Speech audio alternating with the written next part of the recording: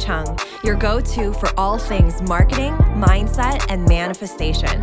I grew my online business from 0 to beyond 6 figures in 8 months. My purpose is to empower women to step into the highest, most aligned versions of themselves. If you are ready to take charge of your life, learn how to design a wildly successful business, and leave limiting beliefs behind, you've come to the right place. You will learn the actionable tips and step-by-step strategies on money, manifestation, and social media. It's time to step into your role as boss, to raise your vibration and tap into your unlimited potential today. Welcome to the Social Reset Podcast.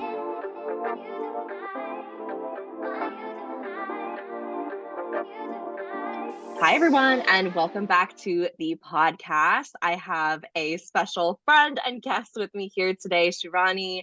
I am so happy to have you here. And we were just messaging because we were both posting about very similar concepts on our Instagram around systems of oppression and supremacy and how that shows up in our business, and really decolonizing our business and what that means to us as women of color and as business owners and as coaches, right? As coaches, life coaches that really serve our people and see that it shows up in their lives as well. So we wanted to bring this conversation to all of you on the podcast, and I'm really excited. So will you introduce yourself and just share a little bit about, who you are, who you help, and we'll start there. Yeah, thank you so much, Tiffany. Offline, we were just having the conversation where I was saying how honored I am to be a guest here on the episode with you. I know it's a very sacred space, and I don't take it lightly that I have been invited. Well, that my request to join was accepted, and that the invitation was extended, because what you have created here is so sacred. And I'm just honored to be here and share the wisdom and the medicine that's going to flow through both of us. Because I know we both get into spaces where we channel whatever divine wisdom is coming through. And this is a topic that I know has just been so ripe and juicy for conversating around, because systems of supremacy, systems of oppression. And I love how you said, especially for us as women of color, the intersectionality of being women and people of color and anything else that might be in there as well, right? Whether we immigrated, whether we were born here and all that other stuff. So I'm really excited to get into this conversation today. And a little bit about me. I'm still currently trying to figure out how to talk about who I am and what I do. But the current iteration is that I help people rewrite their stories and create legacies of love. Wow. I'd say that's pretty good. And honestly, fuck a one-liner, truly, fuck it, because there's no way that we can sum the magic of what we do into one sentence. So if anyone out there is also struggling with that, just release it. I say something different every fucking time. Yeah. And I'm so funny because I'll play with and I'll experiment with what feels good and what doesn't feel good. And prior to that, it was I help you decolonize your relationships, which is true. That's exactly what we do. We decolonize the relationship you have with yourself, and therefore with everyone else around you, including your clients and the people you engage with, right? It's everything. And I was that's good, but it doesn't feel like it fully encapsulates me.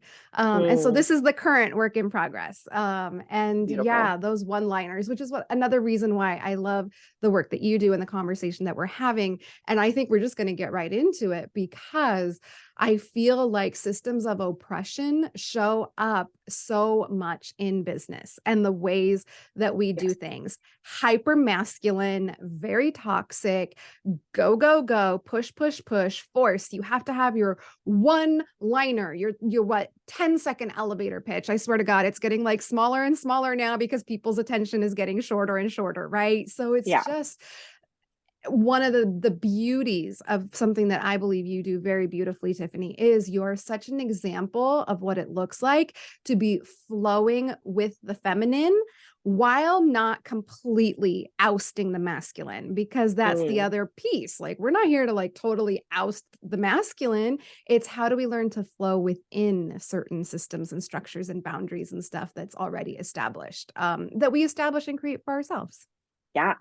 Absolutely. I love all of that. And yeah, for me, it's been like, I started my business and it was very much like deep in the wounded masculine because that's all that I knew. And that's all that I was exposed to from the courses and the teachers and the leaders that I was exposed to.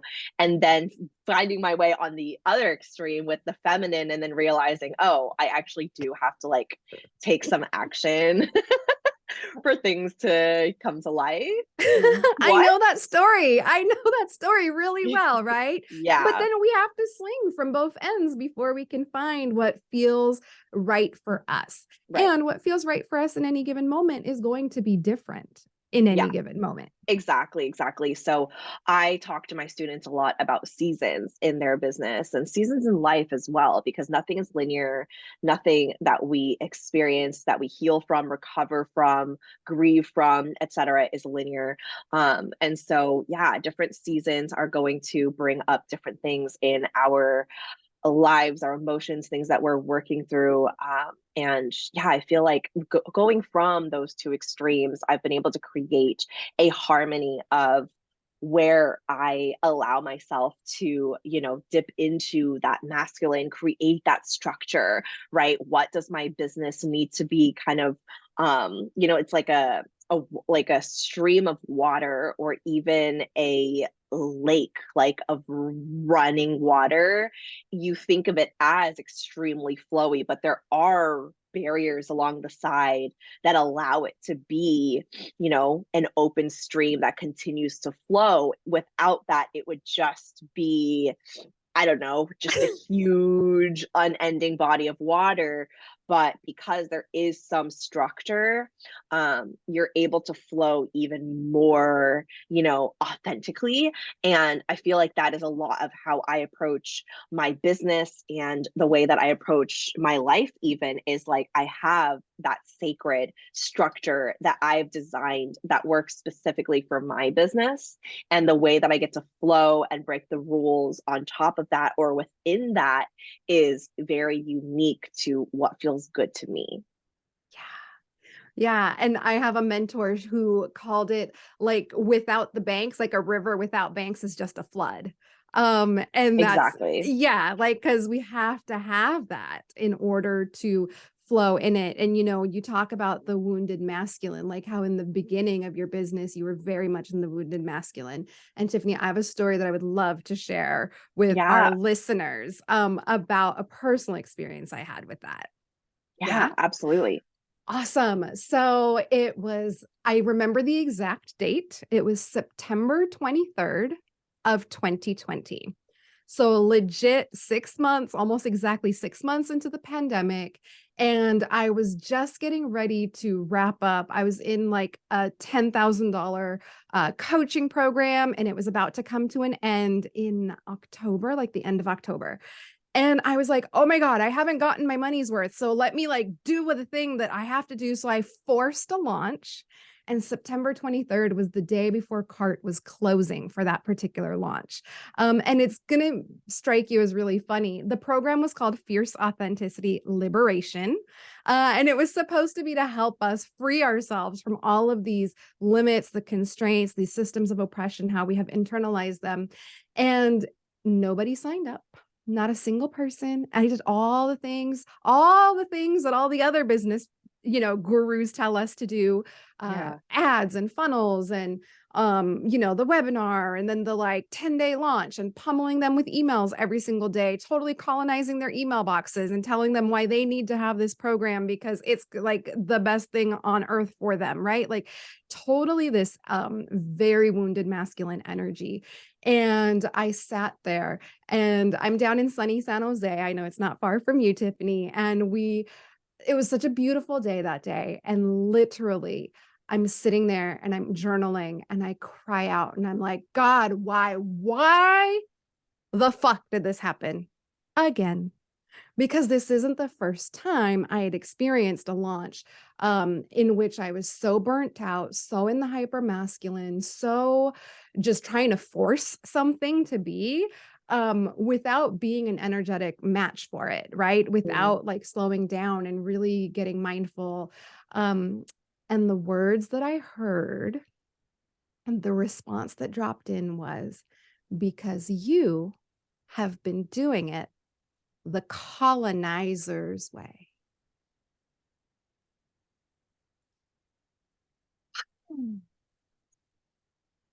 Yeah.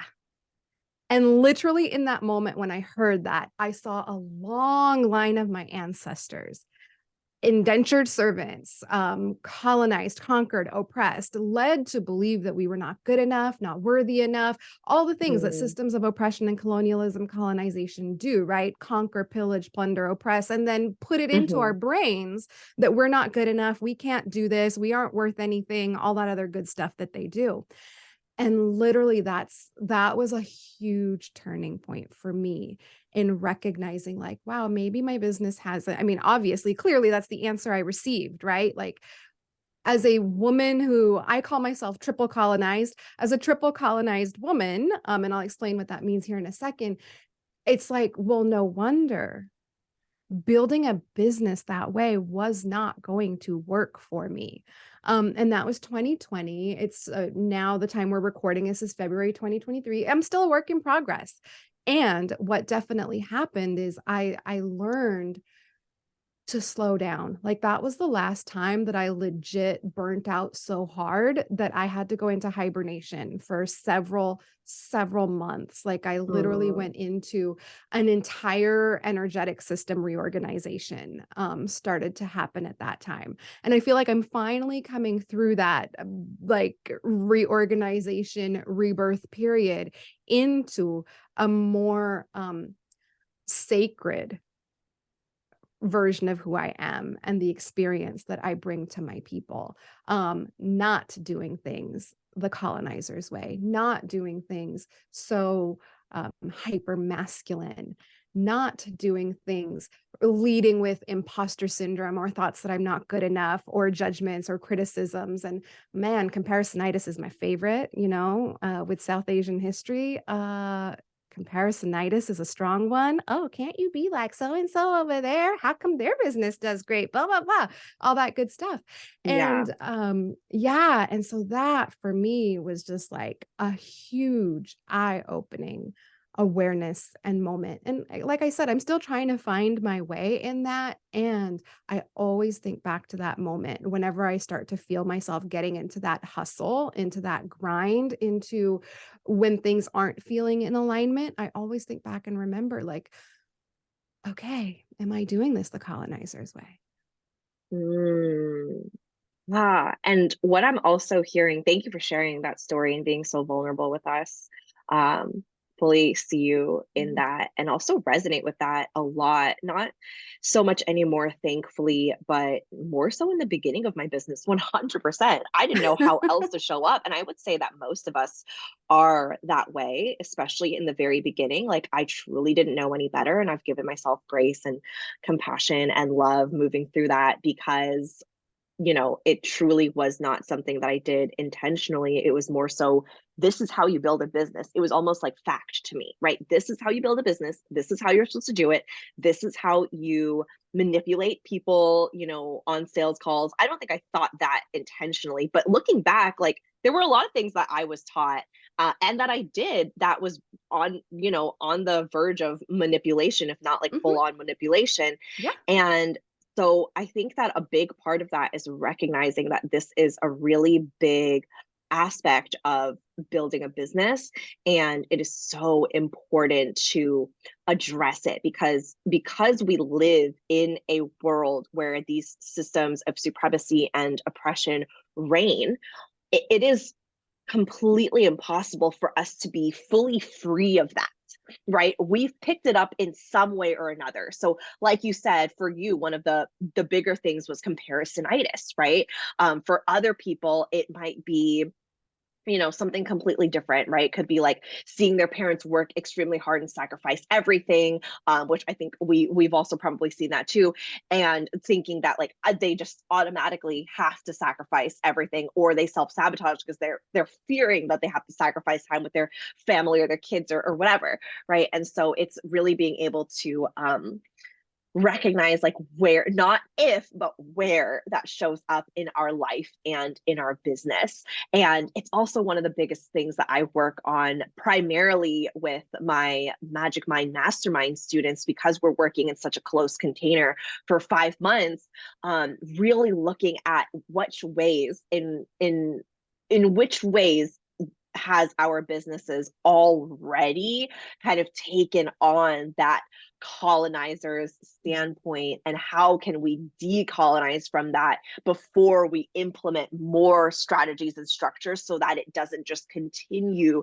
the issue, but rather detox it and then recondition into the thing that we want to create instead, right? When we clear something out, you don't just leave it empty, you fill it with something that then serves you, that is for the highest good of your business, yourself, and honestly, the conscious collective. Absolutely. Absolutely. And I think because of, I'm thinking of Tema Okun, and I think it was Keith Johnson, the person that they worked on with this, that these are the waters in which we swim. Right? Like this is the air we breathe. These are the waters in which we swim. I saw something the other day that said, like, I don't remember if it was supremacy. Maybe it was supremacy. Like, is not the shark, it's the water, right? Like this is literally Yeah. the water in which we swim, the air that we breathe. And it can be terrifying. Like I'm on the edge of something super terrifying for me right now, which is taking even greater ownership of the medicine that does come through me. Because for anyone who knows astrology, I have Pluto conjunct Moon. And so I can come in and be like such a rapid force for transformation really fucking quickly. Like I cannot tell you how many times my clients, like over and over, I'll hear, like, you split me wide open, or like you split him wide open. Like, how did you do that? Right. Like, and it's just like, that's just what I do. Like, I can't, and I am a trained and certified energy medicine practitioner. Synthara system is the system that I'm trained in. And it is really powerful shit. And so I am on this very terrifying edge right now. And I had posted on my Instagram about like how, just last night, about how I'm discovering another level of terror and fear around owning my gifts, owning my medicine, owning the magic that flows through me. And a beautiful friend of mine who was early on in my podcast is Fierce Authenticity. She was in season 1, and she posted the most beautiful comment. And she was just like, Shirani, I know the medicine that flows through you. You're very responsible. Like, yes, it's powerful, but you're also very responsible. And this is just all the colonial shit, basically, that has taught us to fear our medicine, that has taught us to fear the old ways that flow through us, that want to come through us. And so, just in full transparency, honesty, and on brand for my fierce authenticity, is that like I share these stories because it's so important for us to illuminate that sometimes we're gonna feel terrified as fuck while we are doing this work, while we are owning our gifts, our magic, our secret sauce, as I know you call it. And it can freak your nervous system the fuck out. And I did an Instagram live yesterday with our friend Carlos de la Playa, who I also know was on the podcast.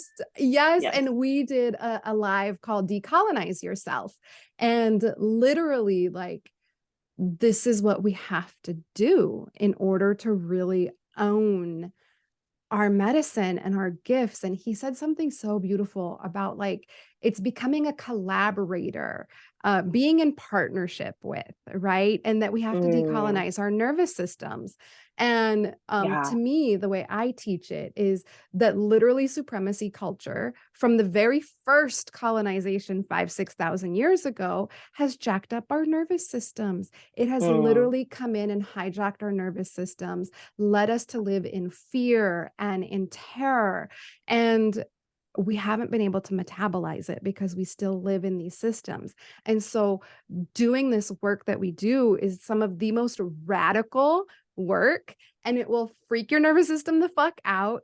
And it's all about like, how do we get into partnership and how do we get into relationship with all of it and be in supportive community and supportive spaces. Yeah. Oh, I love that. Absolutely. And thank you for bringing up the nervous system too, because just because we recognize that this is something that has, reigned in our world for so long, and that we see it all around us, or we start to kind of awaken to it, doesn't mean that all of a sudden we're free from it. It's simple, it's easy, it's seamless, it's effortless. It is a journey. It's an unfolding. It's layers and layers of healing. And then just when you think that you've got it, there's another wave of another, couple layers that it takes you into, because this isn't just this lifetime. And I believe in past lives as well. And of course, our ancestry, our lineage, right? Even more so for women and women of color. This is something that has been ingrained in our very being, inside our bodies, right? Both energetically and physically through our DNA, all the things that have manifested into possibly like chronic illnesses or diseases or hereditary things, right? That's all coming down through epigenetics. And yeah, and it's so kind of intertwined into the fabric of our lives that we don't even realize it or even acknowledge it anymore. And it's something that we don't think about. We think about it in terms of like history and in the past, and decolonization in terms of like, maybe Native Americans or, our people years and years ago, in, various different countries or spaces. But no, like realizing that this is still happening today, and realizing that that has been passed down, and is still very much active, is a part in that reconditioning that I talked about earlier. And I would love to, for the listeners, define what I mean by systems of oppressions and supremacy. And Shirani, you can, do the same if there's anything else that comes to you. But when I think of systems of oppression, I immediately, of course, think about colonialism, which is, essentially like a group of people surrendering that like they don't know enough, or surrendering to, someone that they think knows better. And that typically happens when a person comes in to a specific group thinking that they already know better than the original community or the original group, right? And so then they enforce their thinking, their ways of being onto this person. Like, for example, communities way back when, Native American tribes and families would, celebrate through chanting and dancing and singing and celebrating the, the moon, the sun, like all of the different aspects of nature. Like nature wasn't even actually a word because we were so intertwined with it. Now it's become human and nature, but back then it was just, we were one. There wasn't even a name for nature because we were so connected to the earth and Mother Earth, until the colonizer came in and decided, I don't understand this, I don't like this, you don't need to be doing that. And then of course, like there was an entire sweeping and, dying of those traditions and cultures. And so that's kind of what I see in colonization. And that is still something that happens. There is a lot of modern day colonization happening all around us, if we choose to identify and see how that is happening, where that is showing up, organizations, systems, companies, churches, right? There's so many examples of that every single day. I also, of course, think of the patriarchy, where we have seen and held the masculine as higher and more in more in reverence than the feminine. So the feminine is seen as less than, right? So for so long, men were the ones who were able to own things and have things in their name and work, right? There's so many things that men vote, right? So many things that men have been able to do, where women were seen as less than. Women were seen as housewives and mothers, and that was all that they were able to do and all that they were able to really choose for their life path. Whereas men, even if they made mistakes and did different things, that if a woman did, that was an equivalent, right? Women would be shamed much, much more heavily for. And we still see the patriarchy coming into play in modern day, just looking at the abortion laws that were just, overturned, and seeing how women's bodily autonomy is being taken away and stripped away by old white men who essentially decide for us, right? So I see patriarchy, I see colonialism, I also see hierarchy, which is just like hierarchy of different people in different stages, thinking that they're better because they have more power, they have more money, or they're born into a certain type of family, right? That's why I've decolonized my business from like coach-client relationship, right? I am not better as coach. I do not know better as coach. My clients are actually the ones that know themselves the best. So I dissolve any hierarchy in my coach-client relationships. And then industrialism, right? Like industrialism has taken such like post-industrial revolution, the ways of working, like hours equaling how much money you get, right, has been ingrained in us and our parents who don't understand our online businesses for so long. And now that we can make money, endless amounts of money in very short amounts of time, and also with like little effort and work, sometimes our mind still goes to do more, more, more, more. There needs to be more action. There needs to be more strategy. There needs to be more masculine, when in reality, that isn't the case any longer. And then the last one that I want to touch on is capitalism. There are definitely more systems of oppression, but capitalism is something that we've ruled kind of the way that we buy and sell and approach marketing and mass marketing, and the way that we approach money and goods in in America. I'm going to speak for the country that I live in, but is something that we've seen throughout the world, and definitely is something that as business owners and as people who work for ourselves, we're conscious of the fact that we live in a capitalistic society and how much that reigns. Even the ways that we feel like we can share wins about our business that are only money wins, right? When they're in reality, there's so many breakthroughs, so many different ways of showing up and showing and sharing our business success that go beyond money. Yeah. Yeah. And you hit on so many different systems there to really like clearly show like all like, and the importance is that these systems are not dead. They're not dead. They're still Right. very much alive and well. And for me, the simplest definition for me of any systems of supremacy are the better than, less than dynamic.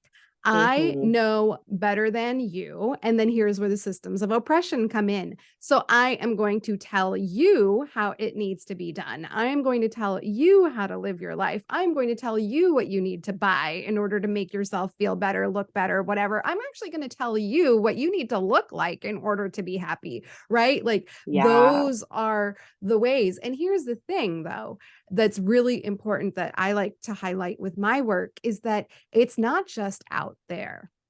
we do this to ourselves, and we do this in our relationships. Like I talk about it as Absolutely. interpersonal supremacy. Because, Mm. if I'm coming back to the comparisonitis example, okay, if I believe that so and so over there is more successful, well, I'm going to use that as a tool to beat myself up and oppress myself and tell myself that I must not be good enough. I must suck. Must not be worthy of having that type of business or that type of success that they're having over there. Right. And so that's one way that it shows up inside of me. And I Yeah. also want to give an example of how it shows up with the people in our lives, the people that we care about. I always share this example. It's not business related, it's life related. But like, I could have lots of thoughts and opinions about how my husband wants to wash dishes or put them away, or like, one of the common ones is like loading up the dishwasher, right? Like, I don't know how many Mm-hmm. times people have argued about like how to load up the dishwasher. We don't have one. We have our God-given hands as our dishwashers at my house. But like, like I hear it so often, like so-and-so is doing something wrong. And I still go there with my spouse. I'm like, he did this thing wrong. And then I have to remember that there is no one right way. Right. Because Yeah. that's another I'm a lot of what I'm speaking about comes from Tema Okun's article, White Supremacy, like the characteristics of white supremacy. And it Mm-hmm. was really interesting because when I started to study those, I was like, wait a minute, this is all the stuff I work with my clients.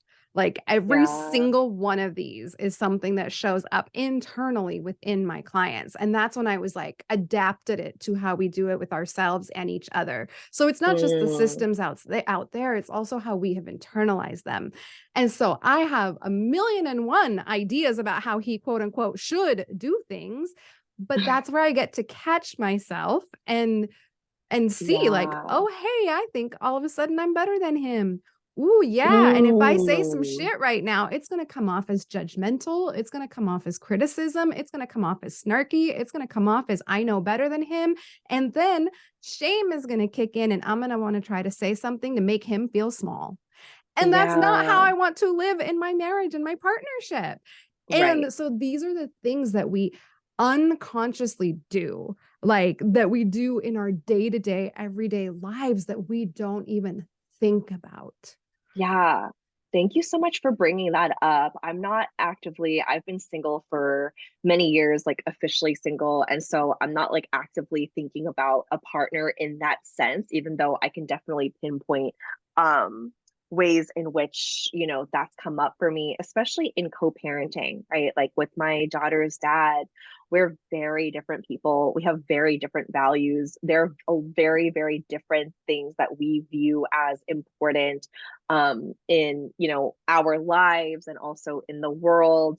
And I catch myself wanting to like get him to see my point of view, and I have to remind myself like I don't actually know better, because he also will think that he knows better. So who's really going to win at the end of the day, right? And I have to remind myself like we're not on opposite sides, we are on one team raising this child in separate homes, and she ultimately is going to make her own decisions that could be completely different than mine or his views, and we have to be, as parents, prepared for that, and also empower her to make her own decisions. But I mean, he's also white, male, he's had racial privilege growing up, and so he has a very different view of the world than I do. And so it can be very much, a battlefield sometimes in me advocating and fighting for, my daughter, who doesn't look white, even though she is Mhm. half white. And getting myself, not necessarily getting him to see, but more so advocating for her and for myself in a way that either sets clear boundaries or explains and shares a perspective that he just will not grasp in the body that he has as a white male, right? Not that he doesn't want to understand, but that he will never actually understand in his body, in his experience. And so, yeah, I find that so powerful. And I love that you brought up white supremacy too, because that is also something, because I mainly work with women of color who are entrepreneurs who have come from, you know, corporations and systems that were very much founded on white supremacist values. Even the entire trope of be professional or look professional, I can go on a rant for days, is rooted in white supremacy, and it's rooted in white supremacist values of how you should look, how you should talk, how you should appear and associate with one another, words that you use, clothing that you use, even body types and hair types as well. Yeah. Well, and I want to back up a step, and I'm so glad that you brought up your daughter, actually, because one of the things that I want to point out, Tiffany, is when I see the ways you engage with your daughter, and this is so important, and I think it's something that anyone who has a child or who someday may want to have a child or who has littles in their lives, that you all tune in right now, because, and especially coming from an immigrant background, we think we have ownership of our children. Also, we think that Yes. we need to tell them this, that, and the other, how they should live their lives, how they shouldn't live their lives, how they should dress, how they should be, what kind of grades they should get. And one of the most beautiful things I see about you, and I think I've even messaged you just about how you're such a good mom, because the way that I see you show up in the way that you share that relationship with us really is from a place of seeing her as her own person, seeing her as an individual, honoring her individuality. Like, I have never seen you talk about like shutting down the fact that she's so organized, and you're like, she's going to organize my purse today. Cool. Right? Like, instead of like, I don't know why she's so organized, right? Like, there's such a different quality and feel to it because you're legit viewing her as her own separate individual. You are building her up instead of what most of us, adult children of immigrants experienced, which is being torn down to fit into the mold of what is quote unquote acceptable in these systems. Yeah, I think it's because I grew up with a very critical Asian mother that wanted me to be like quieter like the other girls at church, get better grades like the other kids in my class, right? Always like, just never good enough, like never like, completely there. Like grades were okay, but they weren't great, right? Like extracurriculars were okay, but they weren't great. Like didn't bring home awards and, all of those things. And yeah, I feel like because I grew up with such a critical mother, I never wanted to be like her in that sense. I wanted to create a relationship with my daughter where something happened to me, I didn't feel like I could go to my mom and tell her. I never felt like I had that like open relationship with her. I just always felt like I was going to be criticized or told I should have done something differently, right? Even when I experienced like unwanted sexual experiences in high school, immediately the first thing that my mom told me when I tried to tell her was, well, what were you wearing? What were you doing? Right? Has to be you. So I just never wanted that with my daughter. I wanted her to know that she can always come to me and that I will see her as her own person. I'm never going to tell her what she can or can't wear. I'm not even going to tell her what she can or can't say. Like she is allowed to use any words around me. She's allowed to identify however she pleases. She's allowed to love whoever she wants to.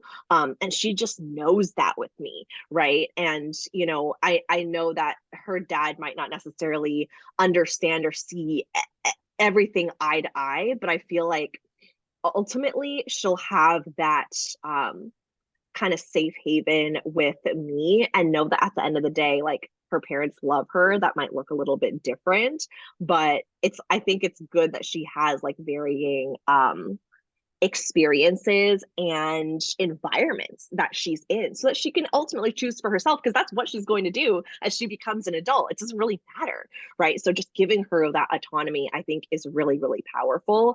And yeah, I thank you for saying those kind words to me. I don't really think about it too much because it's just kind of how I've always wanted to approach motherhood. But I think it just allows her to be all of who she is, and that's all I want for her.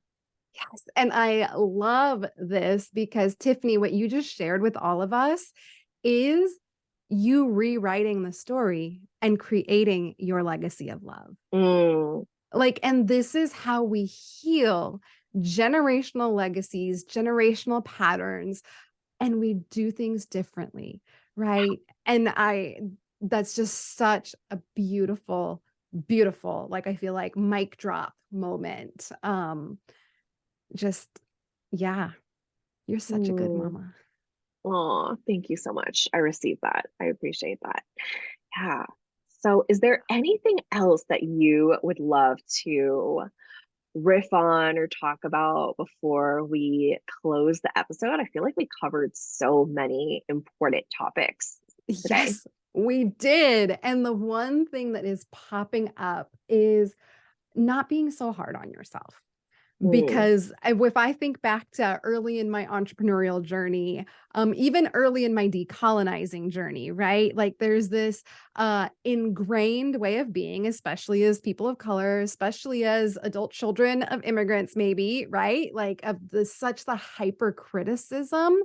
And Mm. that's internalized oppression when you take that and you use yourself to beat yourself up with it. And so just be really loving and gentle and kind with yourself. And this is something that I have like become such a pro at over time. It did not happen overnight, but like being able to see like, oh yeah, okay, I did that thing again. Okay, and I don't have to beat myself up over it. I don't have to be hard on myself. I can just say, yeah, I fucked that up. All right. And I'm going to choose to do it differently next time because guess what, friends? There will constantly be more and more opportunities to practice, practice, practice until it becomes something that you just naturally and automatically do. So that felt really important. Just don't not that I want to say don't beat up on yourself because I don't want to give directives, but be very Yeah. mindful of falling into the trap of being hard on yourself or beating up on yourself, and just fill yourself up with so much love and kindness and grace and compassion. Because Mm. guess what? You probably come from a family that really didn't know better because Yeah. at that time they really were only focused on their survival, and their survival Hmm. meant comply with systems of supremacy and oppression Exactly. so that they don't get killed or fired or, Hmm. kicked off the Yeah. island. Yeah. Exactly. That's such a beautiful message. I 100% think of you and I think of love. Just think of like you and like a big glowing heart with so Thank much you. light. You're just so Mm. glowy and just so compassionate. And I love that about you. And I'm so glad you were able to join me on this episode today and have this incredible conversation that I think is going to benefit so many people and really change the trajectory of their life, their business, their relationships, right? It is just a seed that sometimes needs to be planted Mhm. that continues to unfurl and grow and unveil itself through in partnership with the universe and our guides. And as we continue to do this healing work for ourselves, it gets to be so beautiful. So yeah, I love that you were able to share your heart and your truth with us.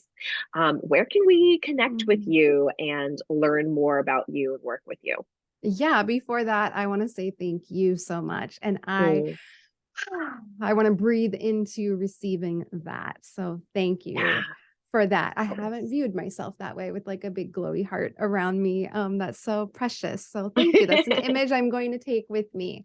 And places where folks can find me. Okay, friend, I know you're listening in your podcast player right now. So what I want you to do is I want you to go to the search bar. I want you to search Fierce Authenticity and then go hit subscribe to my podcast, because that's where I put out a lot of great information. We're currently on a pause right now, a season break right now. But there are over 100 episodes for you to catch up on. Amazing. Including love notes, which I'm going to direct you to the love note that says permission to mess it up, because as you're starting on this journey, you're going to mess it up. It was like one of the very first episodes. So scroll back to that when you get there. And then I hang out on Instagram at Shirani Pathak. That'll be all in the show notes, I'm sure. And then come into the Shiraniverse. Come join me in my newsletter community, because when you join my newsletter community, every week I send you literally steps on how to do this on your own and in your own life. And that'll also be in the show notes as well. Yeah, that's fierceauthenticity.com actually is the central hub for everything. Like the podcast is there, and get my emails are there, and my programs offers, everything's there. Beautiful. And I'll definitely have that in the show notes for any of the listeners who are tuning in for your convenience. And just a reminder that Magicmind opens at the end of this month.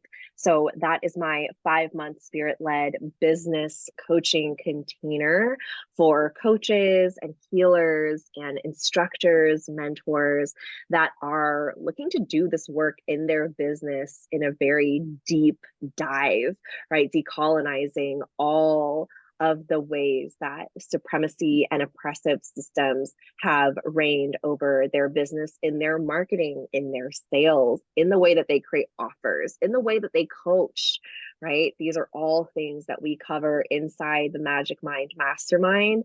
And we start in April. Enrollment opens February 27th.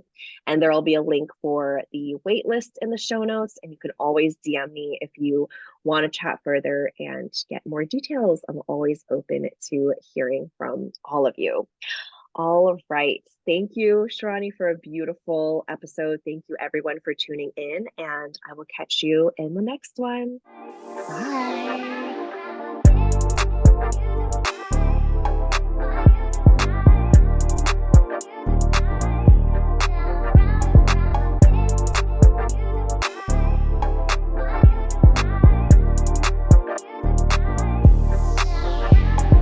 Thank you so much for tuning in, and don't forget to subscribe. If this episode resonated with you, please take a screenshot, share it on your Instagram stories, and tag me at tiffanychung.co. I truly appreciate interacting with every one of you. Catch you all on the next one.